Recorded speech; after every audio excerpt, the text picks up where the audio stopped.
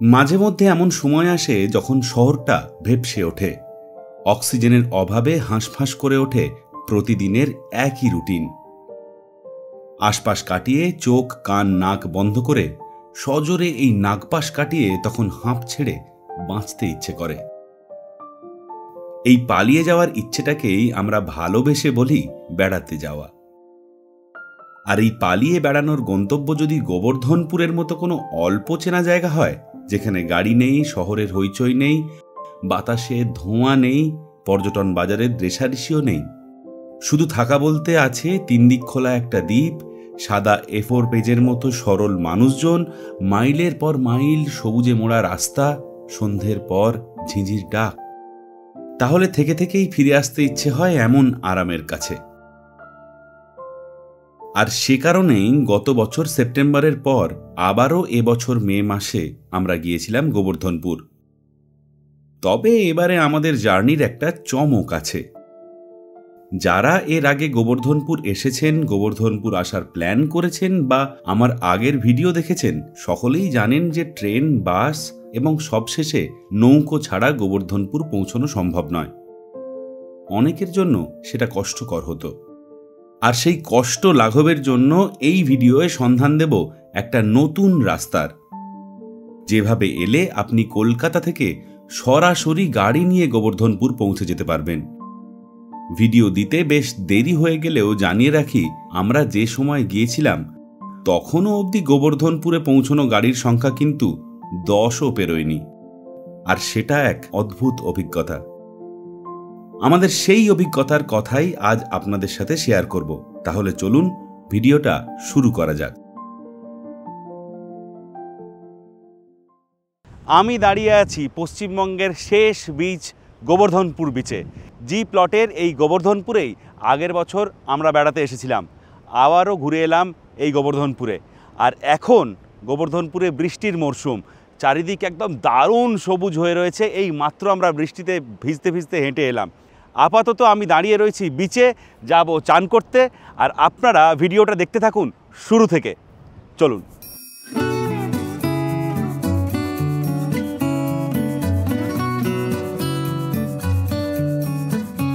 আমাদের এবারের জার্নিটা শুরু হয়েছিল বেশ ভোরবেলা। বিরাটবাজার ভেসেল ঘাট থেকে প্রথম ভেসেল ছাড়ার সময় সকাল 9টা। ফলত সেই মতো ক্যালকুলেশন করে হাতে কিছুটা সময় নিয়ে আমরা বেরিয়ে পড়েছিলাম 4:30 নাগাদ। আমাদের প্রথম স্টপেজ হরিনাভি। সেখান থেকে উদয়নদা, বাপিদা আর চন্দ্রানীদিকে সঙ্গে নিয়ে বারুইপুর, দক্ষিণ বারাসাত, জয়নগর, মজিলপুর, রায়দিঘি হয়ে বিরাটবাজার জেটি ঘাট। গুগল ম্যাপে লোকেশন সেট করলে এই রাস্তাই আপনি দেখতে পাবেন। এমনিতে রায়দিঘি অবধি রাস্তা মোটামুটি ভালোই, তারপর রাস্তা একটু বেহাল হতে শুরু করে। আর বলের বাজারের পর মানে জেটি ঘাট পৌঁছানোর শেষ কিলোমিটার 10 রাস্তার অবস্থা জাস্ট প্যাথেটিক। তার ওপর আবার বৃষ্টি, সময় লেগে গিয়েছিল ক্যালকুলেশনের চেয়ে বেশ কিছুটা বেশি। যদিও ফেরার সময় ভালো একটা রাস্তার সন্ধান পেয়েছিলাম আমরা, যেটা দিয়ে গেলে আমরা এই ভয়ানক রাস্তাটা এড়িয়ে যেতে পারতাম। সেই রাস্তাটার সন্ধান দেব ভিডিওর শেষে।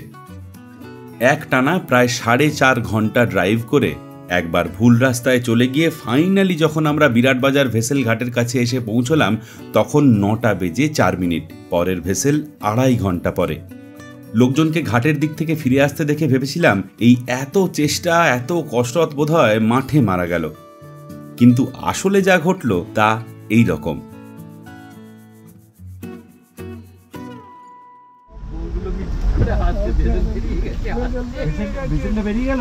না না আছে আছে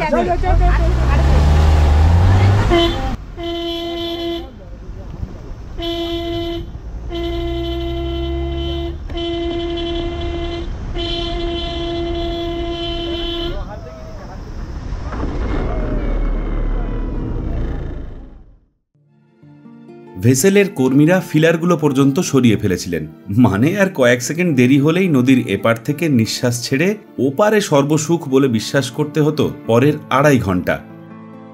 আর এই হলো জেটির সময়সূচি। এখানে ভেসেলের ভাড়াটা জানিয়ে রাখি, গাড়ির জন্য 180 টাকা আর আমাদের প্রতিজনের জন্য 10 টাকা। আর সেই সব মিটিয়ে এবার ভেসেলের ওপরে উঠে আসছে আমাদের এ যাত্রার ক্যাপ্টেন কুল বাপিদা।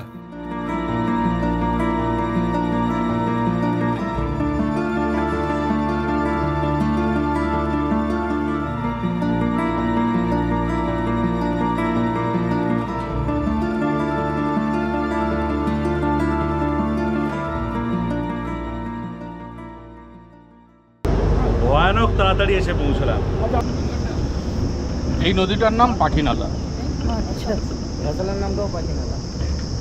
হ্যাঁ, ওদিকটার নাম আবার চালতা দুনিয়া, কালীবাঙ্গালের ওখানে। হ্যাঁ, এই দিকটা কালীবাঙ্গালের।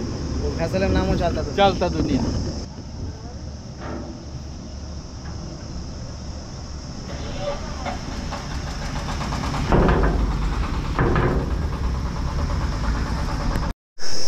এখন বাজছে 9:20 আর আমরা এসে পৌঁছলাম বনশ্যামনগর জেটি ঘাটে, ভেসেল ঘাটে। এই আমার ঠিক পেছনে এখানে হচ্ছে বনশ্যামনগর ভেসেল ঘাট। আর যে ভেসেল ঘাটটা থেকে আমরা বেসিক্যালি ভেসেলে উঠলাম সেটা হচ্ছে ওইদিকে বিরাট বাজার। এই ভেসেলে যেটা টাইম, যেটা বিরাট বাজার থেকে ছাড়ার সময়, সেটা হচ্ছে সকাল 9টা, তারপরে বেলা 12:30। তো মোটামুটি গুগল লোকেশান দেখে আস্তে আস্তে আস্তে আস্তে আমরা দেখছিলাম যে মিনিট 15-20 আগে আমরা পৌঁছে যাব। কিন্তু গুগলে যে লোকেশানটা দেখাচ্ছে সেটা কিন্তু এই বিরাট বাজার ফেরিঘাট বা ভেসেল ঘাটের লোকেশান নয়, সেটা আরও একটু এগিয়ে গিয়ে ওই দিকে কোনো একটা জায়গার ভেসেল ঘাটের লোকেশানটা দেখাচ্ছে। ফলে আমরা কনফিউজড হয়ে গেছিলাম। আমরা জিজ্ঞাসা করে নিলাম, যেটা ডেফিনেটলি বলার যে এই বিরাট বাজার ভেসেল ঘাটে ঢোকার আগের প্রায় 10-12 কিলোমিটার ভয়ানক অফ রোডিং, মানে খুব খারাপ অবস্থা রাস্তার। এখান থেকে আমরা যাব কালীবাঙ্গাল ভেসেল ঘাটে, সেখান থেকে আবার ভেসেলে চাপবো, সেই ভেসেলটা যাবে চাঁদমারিতে, তারপরে গিয়ে পৌঁছবো গোবর্ধনপুর। ওয়েদার দারুণ, মাঝে মধ্যে একটু একটু রোদ উঠছে, আকাশ তো অসাধারণ ক্লিয়ার, মানে মেঘগুলো এত সুন্দর লাগছে আর এই জায়গাটা এত সুন্দর। যাই হোক, কালীবাঙ্গালের দিকে যাই, কারণ এখনও আমি এক্স্যাক্ট ডিস্টেন্স জানি না কতটা বা কতক্ষণ সময় লাগবে। ওখান থেকে ভেসেলের টাইমিং 11:30।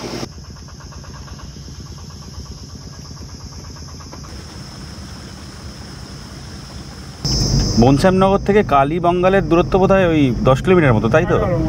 11 কিলোমিটার, আর সময় ওই আধ ঘন্টা মতো লাগবে। বাজার টাজার যেরকম আমরা পেরিয়ে এলাম সেরকম থাকলে এখানে খাওয়া দাওয়াটা হয়ে যাবে আর কি, ব্রেকফাস্টটা। একদম একদম একদম। যাই হোক, শেষ পর্যন্ত বনশ্যামনগর থেকে কালীবাঙ্গাল জেটিতে পৌঁছানোর জন্য তখন আমাদের হাতে বেশ অনেকটা সময়।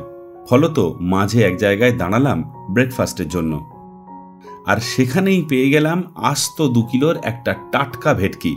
সেটাকে কিনে ভালো করে বেঁধে গাড়িতে তুলে মুড়ি ঘুগনি খেয়ে আবার আমাদের পথ চলা শুরু।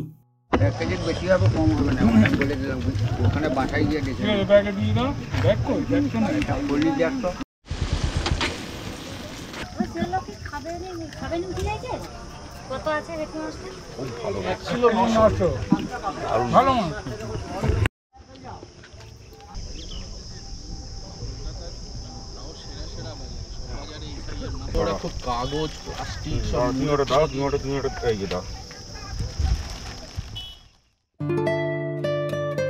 কয়েক পশলা বৃষ্টির পর এখন হালকা রোদ উঠেছে আকাশে, ফলত অপূর্ব সুন্দর লাগছে তখন আমাদের চারপাশ। সুন্দর ওয়েদার, দিগন্ত জোড়া চোখের আরাম, আর তার উপরে একেবারে দারুণ রাস্তা। এমনিতেই এখানে গাড়ি প্রায় নেই বললেই চলে। 2-1টা কমার্শিয়াল ছোট গাড়ি ছাড়া ব্যক্তিগত কোনো গাড়িই চোখে পড়েনি। বিরাট বাজার ভেসেল ঘাট থেকে এখন আমাদের গন্তব্য বনশ্যামনগর ভেসেল ঘাট। সময় লাগবে মাত্র 10 মিনিট। ততক্ষণে ভেসেলের ব্যাপারটা ভালো করে একবার বুঝিয়ে বলি। প্রথমে আমাদের বিরাট বাজার ভেসেল ঘাট থেকে ভেসেলে যেতে হবে বনশ্যামনগর ভেসেল ঘাটে।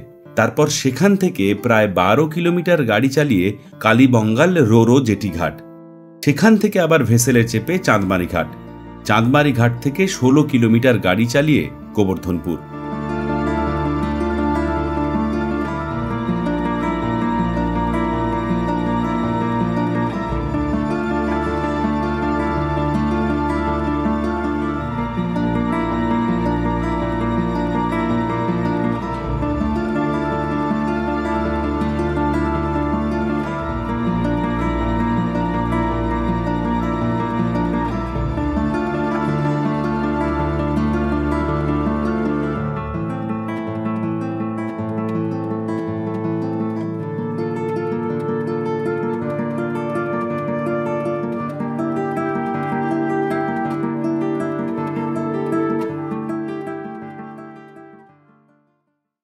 প্রায় মাস 10 আগে যখন প্রথমবার গোবর্ধনপুরে এসেছিলাম, তখন আমাদের নৌকা পাথর প্রতিমা ছেড়ে এসে থেমেছিল এই চাঁদমারি ঘাটেই।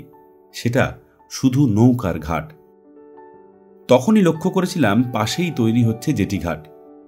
কথা ছিল জানুয়ারি নাগাদ চালু হয়ে যাবে এই জেটি সার্ভিস, তবে তখন চালু না হলেও মোটামুটি এপ্রিল বা মের শুরু থেকে চালু হয়ে গেছে। এই চাঁদমারি ঘাট থেকে আমরা গিয়েছিলাম আমাদের হোমস্টে থেকে পাঠানো টোটোয় চেপে, এবার সোজা গাড়িতে। আমাদের এই জার্নিটা যে সময়ের, ততদিনে সবেমাত্র হাতে গোনা কয়েকটা গাড়ির চাকা এই জি প্লটের মাটি ছুঁয়েছে। এমনিতেও আমরা যে দিন দুয়েক ছিলাম তখনও কোনো গাড়ি দেখতে পাইনি। আমাকে কিছু একটা দিতে পারো? না কিছু লাগবে না, সব হালকা। ওইগুলো না, কিছু লাগবে না। ভিতরে তোমাদের ইয়েগুলো নিয়েছো? হ্যাঁ। ফোন টোন নিয়েছিস? ফোন নিয়ে নিয়েছিস? এখন বাজছে 12:15 আর আমরা এসে পৌঁছলাম গোবর্ধনপুর। আগেরবার যখন গোবর্ধনপুর এসেছিলাম আমরা ছিলাম জন্মেজয় বাবুর কাছে, সেখানেই থাকছি।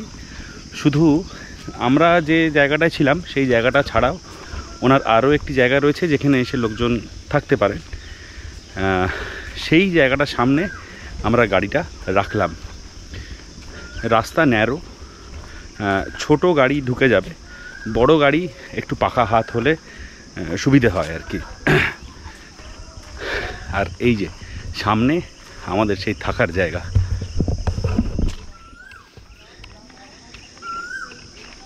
ডান দিকের যে খাড়ি সেখানে এখনও জল নেই, খুব অল্প জল রয়েছে। কাল সকালে দেখলে বোঝা যাবে এই সব ভেসে যায় আর কি। আর এই বাঁ দিকে হচ্ছে জন্মেজয় বাবুর বাড়ি। আমরা ঠিক এই যে টালির চালটা রয়েছে তার পেছনে আর একটা টালির চালা রয়েছে, ওর পাড়ে রেখেছি গাড়িটা, আর এইখানে থাকবো। আগের বারের মতো এবারেও আমাদের থাকার আস্তানা জানা বাবুর হোমস্টে ঝাউমন।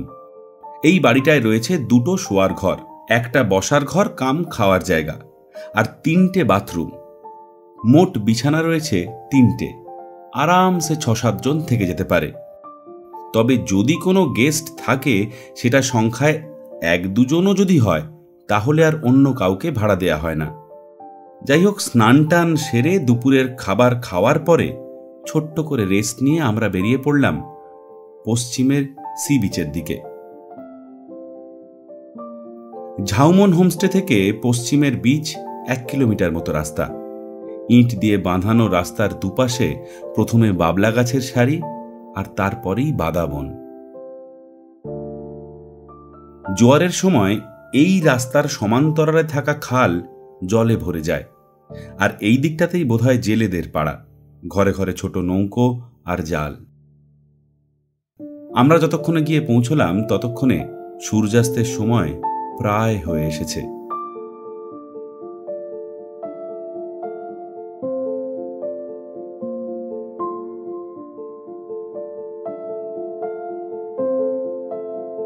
এই যে ছোট্ট প্রাণীটি, এটি হলো একটি শাঁখ, কাঁকড়ার মতোই দাঁড়া। আমি অবশ্য এই প্রথমবার কোনো জীবন্ত শাঁখ দেখলাম, তবে এটা আকারে কিন্তু বেশ ছোট। এর থেকেও নাকি ঢের বড় শাঁখ, জীবন্ত শাঁখ এদিকে দেখা যায়।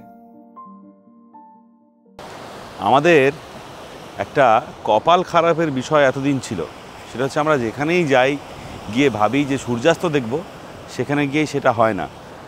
এর আগে বকখালিতে গেছি, সেখানে সানসেট বিচ আছে, দেখতে পাইনি। তার আগে বোম্বে গেছি, সেখানে মেরিন ড্রাইভে ভেবেছি সানসেট দেখব, হয়নি। ইভেন গত বছর যখন গোবর্ধনপুর এসেছিলাম তখনও এখানে সানসেট দেখতে এসে দেখেছিলাম যে সূর্য ডুবে গেছে। আজকে এখনও কিন্তু সূর্য ডোবেনি।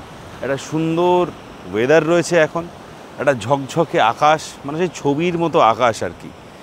দারুণ লাগছে এই জায়গাটায় ঘুরতে। যাই হোক, আমরা এখন দাঁড়িয়ে আছি ওই জানাবাবুর বাড়ি থেকে পশ্চিম দিকে হেঁটে এসে যে সমুদ্র সৈকতটা রয়েছে সেখানে। এই জায়গাটা অনেক ভাঙা ভাঙা বা স্নানের উপযুক্ত নয়। স্নানের উপযুক্ত সমুদ্র সৈকত ওই দিকে, পূর্ব দিকে। তো যাই হোক, যেটা মজার একটা ইনফরমেশান দিয়ে রাখি, এখান থেকে এই যে পাশের যে দ্বীপটা দেখা যাচ্ছে, এটা লোথিয়ান নামের একটা দ্বীপ। এখানে কিন্তু লোকজন আসে না, এটা মানে অভয়ারণ্য বলা যেতে পারে। আর লথিয়ানের ঠিক পাশে যদি ওটা সামনে দেখা আর লথিয়ানের ঠিক পাশে যদি ওটা সামনে দেখাচ্ছে, লথিয়ানের পাশেই হলো বকখালি। তো এখান থেকে দাঁড়িয়ে দাঁড়িয়ে মোটামুটি বকখালি দেখা যায়। যাই হোক, এই জায়গাটা আরেকটু ঘুরি, আরেকটু সময় কাটাই, ভালো লাগছে, সুন্দর হাওয়া দিচ্ছে, মার্ভেলাস ওয়েদার। আর সানসেটটা দেখি।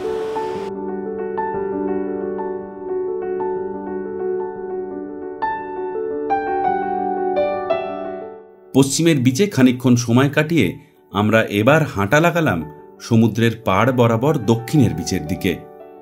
এদিকের অবস্থা দেখলেই বোঝা যায় যে সমুদ্রকে আটকে রাখার বহু চেষ্টা করা হয়েছিল কোনো এক সময়, কিন্তু ঢেউয়ের সামনে সেই সব তুচ্ছ। এখন অবশ্য উঁচু করে কাদামাটি দিয়ে সেটাকে মোটা কাপড় দিয়ে ঢেকে রাখা হয়েছে, যাতে ঢেউয়ে সেই মাটি গলে না যায়, যাতে সমুদ্রের নোনা জল এপারের মিষ্টি জলের সাথে মিশে না যায়। দক্ষিণের বিচ অবধি পৌঁছতে পৌঁছতে সন্ধে নেমে এসেছিল সেই দিন। ফলত মোড়ের দোকানে চা খেয়ে গল্প আড্ডা দিতে দিতেই জানাবাবু হাজির রাতের খাবার নিয়ে। সেদিনের ভিডিও এখানেই শেষ।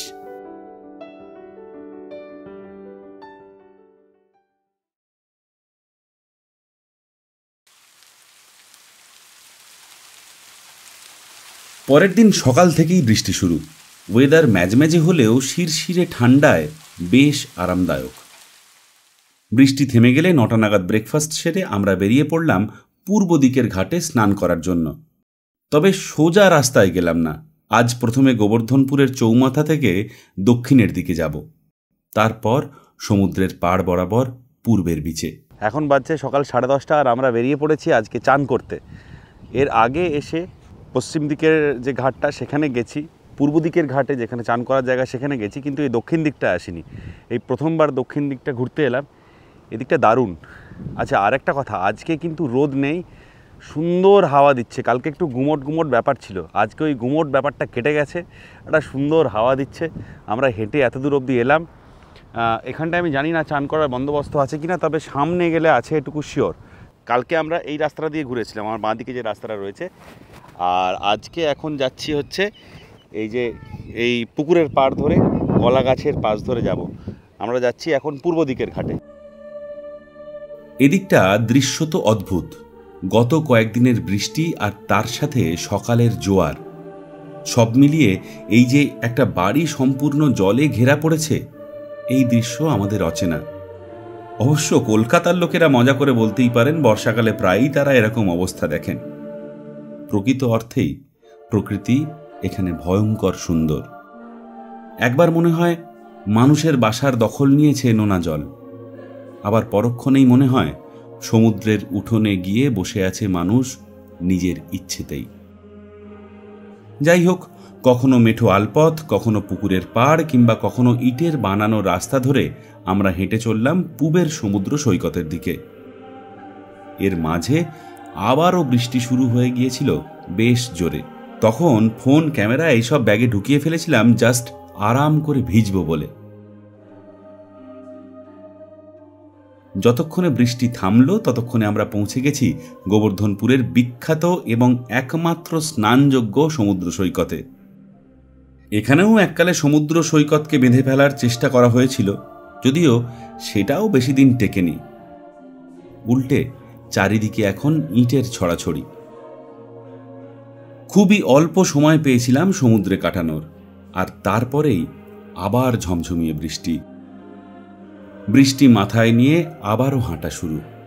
এবার পূর্বের দিক থেকে সোজা জানাবাবুর হোমস্টে। স্নান টান সেরে মাথা মুছে শুকিয়ে ফেলার আগেই আমাদের দুপুরের খাবার চলে এলো। সকাল থেকে ভালোই হাঁটাহাঁটি হয়েছে, ফলে ব্রেকফাস্ট এই মুহূর্তে ইহজগৎ থেকে উবে গিয়ে খিদেতে পেট ভরে আছে। টেবিলে খাবার আসতেই বিনা বাক্য ব্যয়ে যা করা উচিত তাই শুরু করলাম।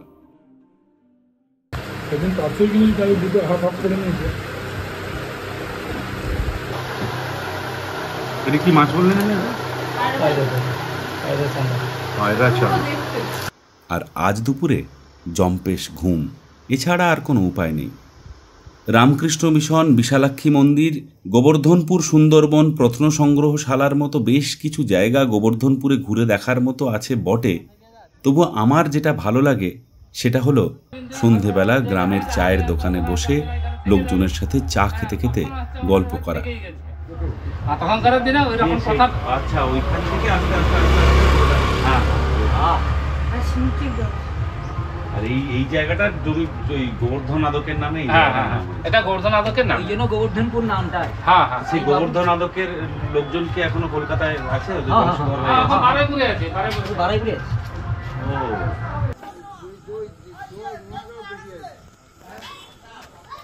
আর বাই দ্য ওয়ে, যাকে বাদ দিলে গোবর্ধনপুরের ভিডিও অসম্পূর্ণ তিনি হলেন সদা সিং, যার দেখা এবারেও শেষমেশ পেয়ে গেছিলাম সন্ধেবেলা। এর একটা বিশাল হিস্ট্রি আছে, যারা আমার আগের ভিডিও দেখেছেন তাদের নিশ্চয়ই মনে থাকবে। এর আগের বার গোবর্ধনপুর আসার ভিডিওর লিংক আমি ডেসক্রিপশন বক্সে দিয়ে রাখছি, চাইলে দেখে নিতে পারেন।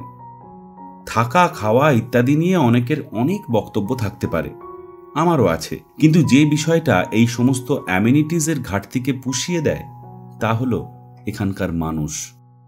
এমনিতেই এখন গোবর্ধনপুরে প্রচুর থাকার জায়গা তৈরি হচ্ছে, গাড়িতে করে সোজা চলে আসার বন্দোবস্ত হচ্ছে, এরপর মার্কেট বাড়বে আর তার সাথে পাল্লা দিয়ে কম্পিটিশন।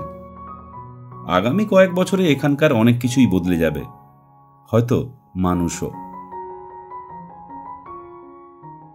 এখন বাজছে 11:15 আর আমরা এখান থেকে বেরিয়ে পড়ছি। তার কারণ চাঁদমারি ঘাট থেকে যে ভেসেলটা আছে সেটা টাইমিং হচ্ছে 11:30 বা 12:30। এইখানে গাড়িটা ছিল, এই জায়গাটা জানালারই জায়গা। আমরা যে ঘরটায় ছিলাম সেই ঘরটা ছাড়া জানাবাবুর কিন্তু এই আর একটা জায়গা রয়েছে, স্পেস রয়েছে বাঁ দিকে, ওনার ঠিক ঘরের পাশেই, যে জায়গাতেও কিন্তু এসে অনেকে থাকেন, বা এই জায়গাটাও বেশ থাকার জন্য বেশ কয়েকটা ঘর রয়েছে, 3-4টে ঘর রয়েছে, টেবিল রয়েছে। এই জায়গাটাও খুব সুন্দর। তো এই হচ্ছে ব্যাপার। আর যাই হোক, আজকে মোটামুটি এখানেই আমাদের গোবর্ধনপুর ঘুরে বেড়ানোর শেষ। এরপরে বাকি পথটা ফিরে যাওয়ার সময়। এবার আমাদের ফেরার পালা। ভিডিওর শুরুতেই বলেছিলাম বিরাট বাজার পৌঁছানোর জন্য আমরা যে ভয়ানক রাস্তা পেরিয়ে এসেছিলাম সেটা ছাড়াও একটা ভালো রাস্তা আছে যেটা আমরা জানতাম না।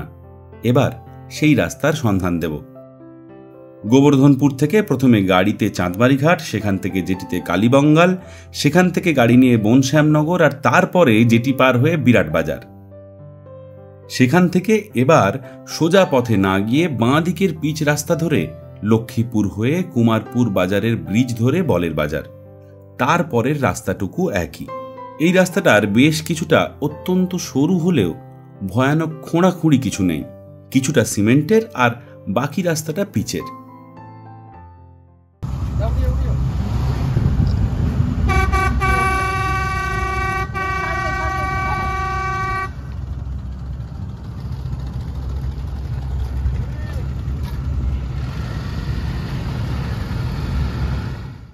এই ছিল আমাদের মে মাসের গোবর্ধনপুর ঘুরে বেড়ানোর গল্প। অবশ্যই একটা ছোট্ট কমেন্ট করে জানাবেন কেমন লাগলো এই ভিডিওটা। সাথে নতুন কোনো তথ্য দিতে চাইলে সেটাও জানাতে পারেন। আর হ্যাঁ, লাইক, সাবস্ক্রাইব আর শেয়ার করতে ভুলবেন না। কখনো সুযোগ পেলে গোবর্ধনপুর যাওয়া থেকেও নিজেকে আটকে রাখবেন না। ভালো থাকুন, দেখা হচ্ছে তাড়াতাড়ি।